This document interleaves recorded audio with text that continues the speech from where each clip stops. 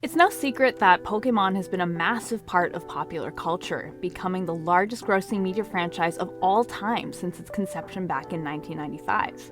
And like any major media franchise, Pokémon has had its fair share of tie-ins, with everything from toys to cafes to toilet seat covers. However, there is one far more obscure franchise spin-off that has remained buried for the past 20 years. In this episode of Lost Media Investigation, we'll be discussing the curious case of Pokémon Live, the Lost Musical. After starting production in spring of 2000, Pokémon Live opened at Radio City Music Hall on September 22, 2000, before touring throughout North America until early 2001. Based on the original Pokémon anime, the show followed the classic trio of Ash, Misty, and Brock as they traveled throughout Kanto on a quest to win the esteemed Diamond Badge.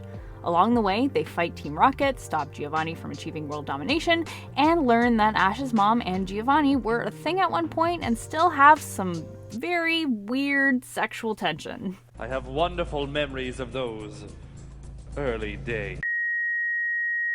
So how does Pokémon Live constitute lost media? Well, the mystery begins when we come to the topic of home releases.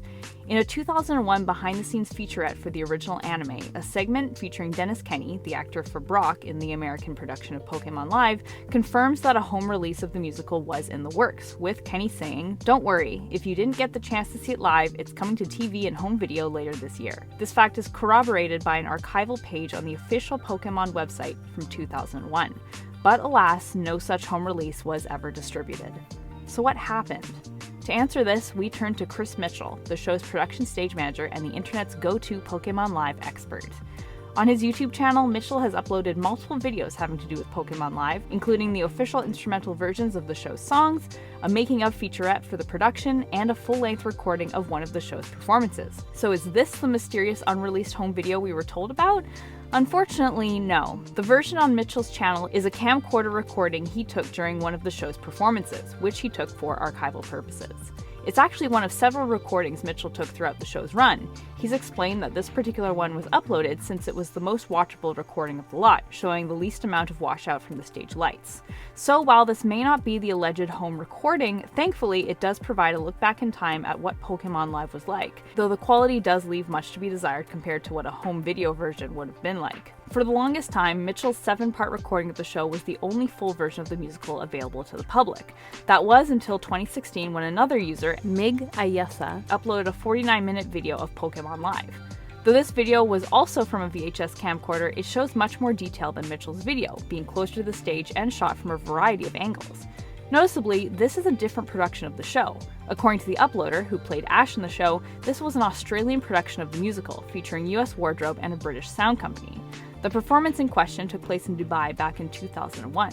So while it may not feature the original US cast, both this video and Mitchell's video at least provide a reasonable look back at what the production was like in all its vivid 2000s nostalgic glory. But what about the home media release? Did it ever even exist in the first place? Well, Chris Mitchell provides some very helpful answers to this question, being arguably the one person on the internet who knows the most about Pokémon Live. Mitchell has explained through comment replies on his Pokémon Live videos that there was indeed a professional HD multi-camera recording taken of the show by the late 4Kids Entertainment. This served to showcase the musical in proper detail and was the copy meant to go on the home video release Dennis Kenny had mentioned. So, what happened?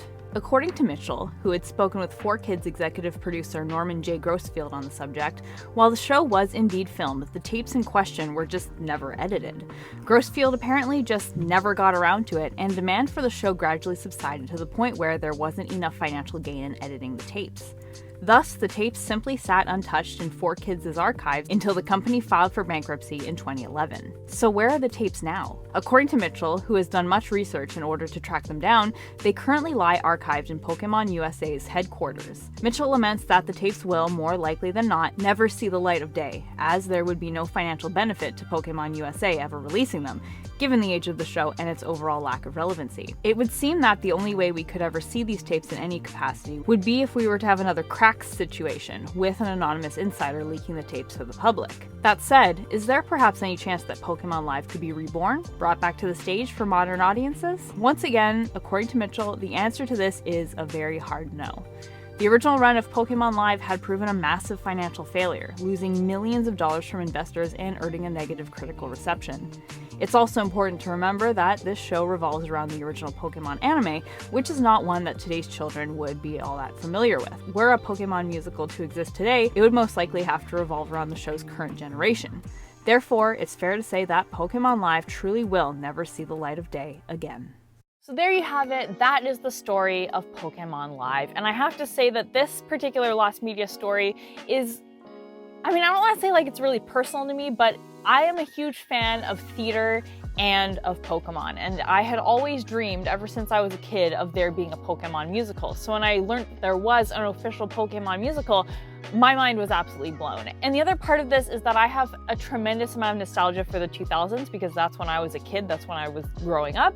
And so it's just the fact that it's a musical, it's Pokemon, and it's the 2000s. These are all things that really hit close to home for me and things that I have very close to my heart. So I would love for this Pro Shot version to be released, but it's really never going to happen unless somebody leaks it from the inside, which seems very improbable. So I have to say it's quite painful for me, the fact that it's not ever going to be released, but fortunately there are other ways of watching the musical that aren't perhaps as good, but are of course an option. Somebody did actually do a restoration of Pokemon Live, so that's probably as close as we'll ever get to there being the official Pro Shot of the musical. It's not obviously perfect, but it is a very nice way of being able to take in the musical. And sure, it's not like the best musical ever made. It is a Pokemon musical meant for children. And sure, Andrew Rannells, who played James and later on went to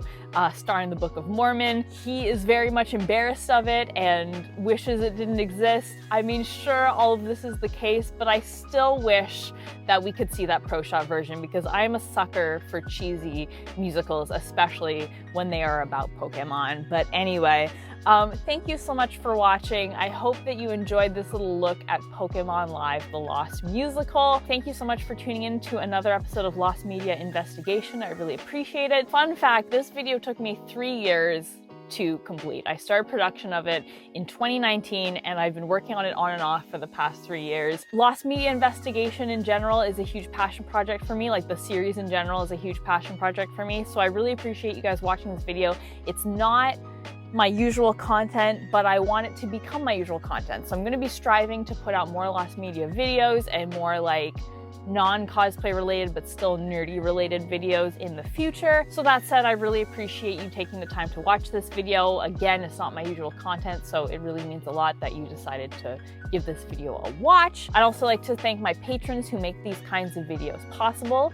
Really appreciate your guys' support. And a huge thank you to Chris Mitchell for everything he has posted on Pokemon Live, be it the videos, the comment replies, all the information that he has put out there on the internet. I really appreciate it. He was my go-to source for this video and it wouldn't be possible without him, so huge shout out and thank you to Chris Mitchell. If you are new here and you'd like to see more videos like this, I put out new cosplay and nerdy videos every Sunday and it'd be awesome to have you here, so feel free to subscribe and be sure to hit that bell notification to be notified every time I put out a new video. Anyway, this has been Lost Media Investigation. Thank you so much for watching and I'll see you guys all next time, but until then, Panda Faces, please be sure to take care. Bye!